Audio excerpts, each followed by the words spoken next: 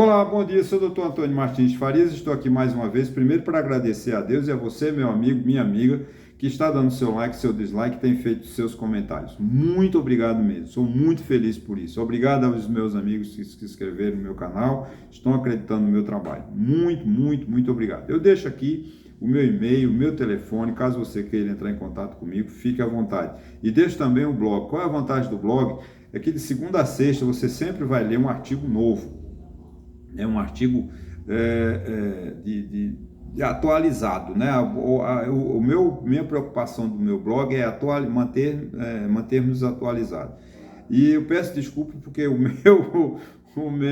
minha câmera, né, do meu laptop, o meu laptop foi baratinho, ele já está velho, obsoleto, a câmera está dizendo que eu não tenho mais espaço para gravar vídeo, então estou usando o velho celular, então estou vendo, eu falei no vídeo passado, né, uns vídeos passados, que eu estava de mudança, já estou na minha nova casa, então vocês já estão vendo atrás esse painel, né, com todos os meus livros, graças a Deus, e alguns livros aqui em cima da mesa, que não aparecem, mas ainda tem muito que ler em 2023, né? Se Deus quiser, a gente vai ler muito mais obras e vocês vão ver outra estante aí, aumentar o rol, né, da necessidade. Bom, gente, mas eu vou dar continuidade à leitura da Constituição, né? Que hoje, agora, no vídeo passado, que foi lá no dia 16, se eu não estou equivocado, eu falei sobre as imunidades, a importância da imunidade dos parlamentares, senadores e deputados. Eu agora vou falar do que é proibido, né, o senador fazer. Sempre deixando claro que eu não estou fazendo uma leitura jurídica, uma leitura para o parlamentar, para o advogado, para o juiz, não. A minha preocupação dessa leitura é uma leitura simples, uma leitura que, se você pegar a Constituição, você vai entender, porque eu quero que você entenda a Constituição, a importância da Constituição. Não estou falando, quem quiser cobrar, me dá zero, ou me reprovar porque eu não falo uma linguagem jurídica, não é que eu não queira. Eu, graças a Deus, eu posso falar juridicamente, mas eu prefiro, essa minha série é para mostrar a importância da Constituição às pessoas simples, às pessoas comuns, às pessoas que nunca ouviram falar em Constituição. Mas a Constituição, grosso modo, já falei várias vezes, é um pacto, é um acordo entre o Estado e o cidadão. Tá? O presidente da República, o presidente do Supremo Tribunal Federal, o presidente da Câmara, o presidente do Senado. Então, a Constituição faz um pacto e a própria Constituição se define. E ela tem ela tem que ser muito cobrada e muito respeitada, né? É difícil num país que não tem uma cultura constitucional como nós temos, né? Isso os próprios constitucionalistas reclamam disso, que a Constituição, logo que ela é promulgada, todo mundo quer tomar conhecimento. Foi o que aconteceu em 1988, todo mundo se interessou pela Constituição, mas o que a gente percebe é que ninguém dá mais bola para a Constituição, até porque os parlamentares que têm a obrigação de honrar a Constituição não a honraram. Esse governo Bolsonaro, por exemplo, de 2019 até o final de 2022, ele acha que vai fazer mais de 25 emendas constitucionais. Isso é um desrespeito à cidadania, é um desrespeito à Constituição. Ah, mas ele pode, tem previsão constitucional. Tem, gente. Mas você, em 4 anos, alterar a Constituição 25, 28 vezes é um absurdo. Para vocês terem uma ideia, a Constituição, aqui é a modelo nossa, a Constituição americana de 1791, ela tem, até hoje, ela só tem acho que 30 e poucas emendas. Imagina, em 300 anos. E a gente em 4 anos faz quase 200, 105, 140 emendas. É um absurdo. Fora o ano que vem também, né? Porque novo governo, porque os governos eles têm a obrigação de se adaptar à Constituição. Né? O presidente da República, quando uma pessoa se candidata a presidente da República, ele devia ler a Constituição e dizer o que eu posso fazer de acordo com a Constituição. Mas não, eles querem que a Constituição se adeque ao governo Lula. Eles querem que a Constituição se adeque ao governo Bolsonaro. Esse é o erro brasileiro. O Brasil não vai à frente, não sai dessa crise por isso. Porque o governo Lula já tem a tal da PEC da transição. Aí ele fará outras emendas na Constituição durante o seu governo. Então a Constituição vira um retalho, né? É uma pena que no Brasil não tenha o respeito à Constituição. Mas hoje nós vamos falar aqui, deixando essa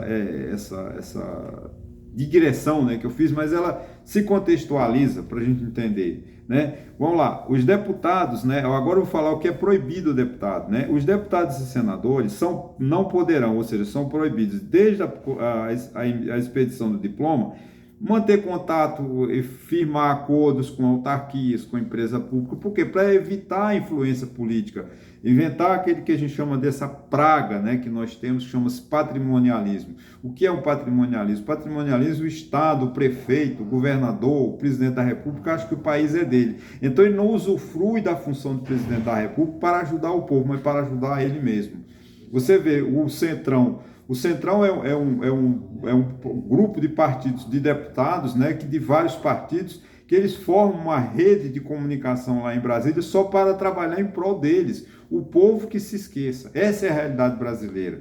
Então o povo tem que tomar cuidado e começar a descobrir quem é do Centrão para você não votar nele na próxima eleição. Porque o Centrão é um grupo de parlamentares de vários partidos que estão lá só para comprar, para serem vendidos. Lula, você me dá quanto para eu lhe aprovar? Eu não quero saber se eu sou que ideologia A, ideologia B. Eu quero é me dar bem, eu quero é dinheiro no meu bolso. Infelizmente, essa é o que acontece. E é uma tristeza para o nosso país. A gente tem que acabar com isso, né? Então, o deputado e o senador, ele fica proibido, né, de ter essas influências. Por exemplo, influir na Petrobras, influir na Anvisa, influir no Banco Central, influir no Banco do Brasil. Para quê? Para que ele tenha isenção, né? Tenha transparência. Mas, infelizmente, não é uma realidade no Brasil. A realidade é o político, né? Ter influência nos órgãos públicos, nas empresas estatais. Parece que agora eles querem reforma. Fizemos uma lei, né? A lei das estatais, que dava uma carência de 3 anos para que um político entrasse fazer parte da diretoria de empresas estatais. E para enquadrar, acho que o Aloysio Mercadante no Banco Nacional de Desenvolvimento Econômico e Social, eles reformaram essa lei para 30 dias. Quer dizer, esse é um absurdo. Eles alteram as leis só para atender a caprichos pessoais. Se o Aloysio Mercadante quer participar do governo, que o presidente Lula desce aí no ministério. Não jogar numa autarquia, não. Tudo bem, ele vai para o BNDES, que é uma autarquia fundamental para a economia do país, né? Agora, aí ele vê, não, vamos alterar a lei que é de 3 anos, como a Aloysio Mercadante não pode, mas eu quero indicar a Aloysio Mercadante, a gente reforma a lei, ou seja, é um absurdo. Eu não concordo com isso, me desculpe os petistas, sabe? Não tem que mexer. Acho que o Aloysio Mercadante tinha que arrumar um espaço para ele no governo. Sei que ele está, assim como o José Disseu, com certeza não estão falando de ministério para José Disseu, mas ele está extremamente forte no governo, vai dar muito palpite, que ele é amicíssimo de Lula. Tudo bem, são os amigos do presidente, com certeza Lula não vai deixar de fora José Disseu, Aloysio Mercadante e aquela cúpula do PT. Eu respeito, mas infelizmente não é uma administração coerente, uma administração de acordo com a lei, que é, ou seja, você pensar no Estado e não pensar no PT. O governo do PT já está nascendo errado. Ele começa dia 1º de janeiro, os ministros que ele escolheu até agora, que tomarão posse dia 1º de janeiro, é tudo do PT. O PT concentrou tudo, os principais ministérios, né? Não, é coisa do PT, porque o PT não tem um projeto de governo, né? O PT tem um projeto de poder, né? Para 2026, eles continuarem forte para eles ganharem a eleição de 2026, para ficar até 2030, sucessivamente. Mas vamos lá, essa crítica, né? É uma crítica honesta, porque não é assim que deve ocorrer. Você deve pensar no Estado. Infelizmente, não é o que acontece no Brasil, tá? Vamos lá. Desde a posse, ser proprietário, controlador, ou seja, o deputado ele não pode ter rádio, não pode ter TV, que infelizmente o sistema de comunicação no Brasil, começou no governo desde o regime militar, passou por José Sarney. Os deputados, as rádios, as emissoras de rádio e TV são praticamente todas políticos. O que acontece? Publica-se o que eles querem, né? Todas as rádios do Nordeste, Centro-Oeste, pertencem a grupo político. Isso é lamentável, porque o deputado federal, deputado estadual, não devia ter rádio. Para quê? Para ter isenção. Agora, uma rádio que é de um deputado, ele só vai falar do adversário. Mas ele não vai falar dele, vai encobrir a sujeira dele, porque a rádio é dele. Então você fala. Isso é um erro no Brasil que não tem como. A gente precisa de muito tempo para consertar isso, entendeu? Então o deputado é proibido ter. Mas ele põe nos chamados laranjas, né? Patrocinar a causa que é interessado em qualquer. Ele não pode ter interesse, ele tem só. Qual a função do deputado? A função do deputado é fazer lei, eu repito, fazer lei, né? alterar as leis, revogar leis e fiscalizar as contas e aprovar as contas do governo federal, do Poder Executivo, né? Do Poder Judiciário e do próprio Poder Legislativo. Ele tem essa função. Infelizmente, não é o que acontece. As contas públicas levam anos para ser aprovadas. Eu duvido muito se o Senado avalia lá a competência do Senado, né, dos endividamento externo. Quando você pede, quando a gente fala do dado no Brasil, a gente está trabalhando com 5 anos para trás. Né, porque eles fecharam a conta faz 5 anos, que é para não haver a prescrição e a decadência. Infelizmente, esse é um dado que é concreto, não existe. E hoje tem como, né, você, pela informatização, do governo fechar o balanço no dia 31 de dezembro. Mas, infelizmente, eles não estão fazendo isso. Eles devem estar trabalhando com os últimos 5 anos. Eu imagino, isso é uma informação, porque não tem preocupação do deputado com o povo, né? Porque o deputado tem, ele fica, né? Essa coisa de não ter rádio, não ter influência na Petrobras, mas quem são os indicados para a Petrobras, quem são os indicados para a Codevasp, são todos amigos do presidente, né? A Codevasp aqui em Pernambuco, as chefes aqui em Pernambuco, vão ser agora só pessoas do PT, que vão ser gerente, subgerente, diretor. Eles têm competência? Não importa, porque eles têm que ser diretor do PT. Essa é a realidade do Brasil, como foi no governo Bolsonaro, como foi nos outros governos. É uma política do patrimonialismo, que a gente precisa de combater, né? Combater de forma coerente, gente. A gente precisa de conversar. O Brasil está numa situação que tem que fazer, tipo assim, uma assembleia em cada praça e decidir o que o povo quer. Porque o Brasil precisa dizer o que quer, porque os presidentes da República, os governos, só estão pensando neles.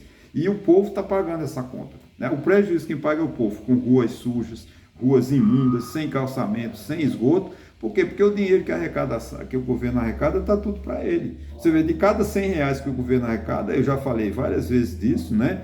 93 é para pagar a conta obrigatória, ou seja, para pagar o salário, a folha de pagamento do setor público, os aposentados e pensionistas. Sobra 7 reais para fazer investimento em infraestrutura, em saneamento básico, em, né, saúde, hospital, educação. Sobra o quê? Nada para o governo.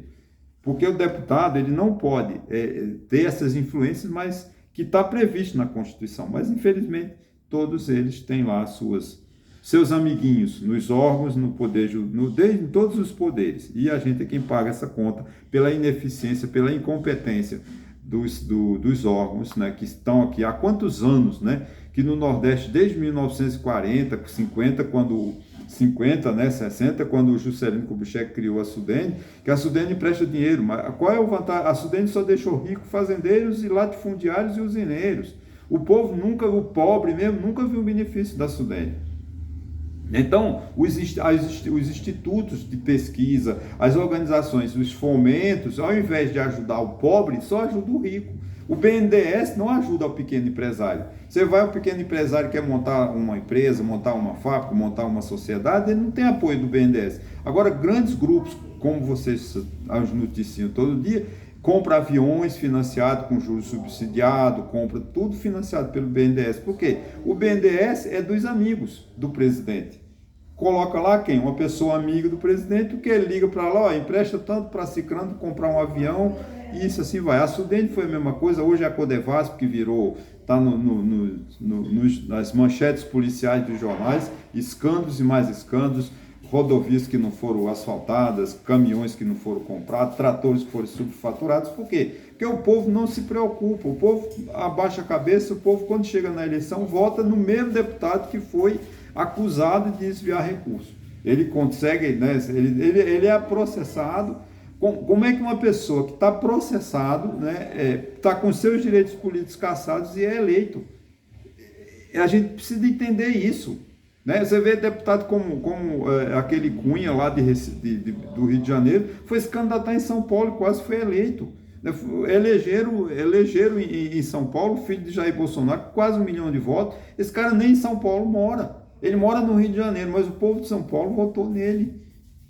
E fazer o quê? O povo precisa de aprender a votar. O povo precisa de ter mais responsabilidade. Não é apanhar no chão Porque tem gente que vai voar, eu preciso levar a cola, apanha no chão qualquer número. Quer dizer, aquele deputado que de manhã sujou a rua tem benefício, porque aquela pessoa que não tem consciência do seu voto, chega de manhã, pega no chão o número lá, votei lá o número 44, sei lá o quê, para quê? Para o deputado tal. Esse deputado pode até ser eleito de pessoas que não sabem, que não se preocupam com o voto. E o prejuízo de quem? O prejuízo é do deputado? Não, o prejuízo é da pessoa que não tem responsabilidade. Então o Brasil precisa, a sociedade brasileira precisa de dizer o que quer. Né? Eu sei que nós temos uma deficiência gravíssima na educação, as pessoas sem educação não têm condições de pensar, não têm condições de desenvolver seu raciocínio, porque, coitado, elas não receberam informação. Mas, olha, a gente tem que, então, vamos investir em educação, vamos salvar essa noção, porque se a gente continuar entregando a partidos políticos que só pensam neles, como o Centrão, como tivemos agora Arthur Lira, com um orçamento secreto que, graças a Deus, foi julgado inconstitucional pelo STF, o Brasil vai continuar sempre atrasado, porque eles estão lá interessados neles. Como é que você consegue dizer que é constitucional você desviar 19 bilhões de reais sem dizer para quem, por quem, para onde foi, para quê? E eles afirmaram que é legal porque está na Constituição. Está na Constituição, mas não é para entregar a qualquer um, para entregar para o povo brasileiro. Ok, gente? Então essa é a função. Eu sei que eu desviei um pouco do assunto especificamente, mas vale a pena o brasileiro precisa decidir o que quer. Enquanto a gente continuar jogando a culpa, todo político é ladrão, todo político é ladrão. Não, ele só é ladrão porque a gente vota. Ninguém se fez deputado, ninguém se fez senador por vontade própria. Nós o elegemos. Então, os deputados que estão lá sendo com os mandatos ameaçados de serem cassados por corrupção, fomos nós que o fizemos lá. Nós vendemos o voto, nós trocamos o voto por um saco de cimento, nós trocamos o voto por uma meia dúzia de telha, nós trocamos o voto por um sapato. Então, você não pode reclamar. Agora, as consequências é o povo brasileiro que paga, cada vez mais ficando mais pobre. O povo brasileiro está ficando cada dia mais pobre. Isso é uma realidade. Por quê? Por causa da má gestão que os políticos dão ao país, porque o povo brasileiro não cobra a efetiva eficiência, a transparência, a publicidade, a legalidade do ato político. Ok, gente? Muito obrigado, até a próxima.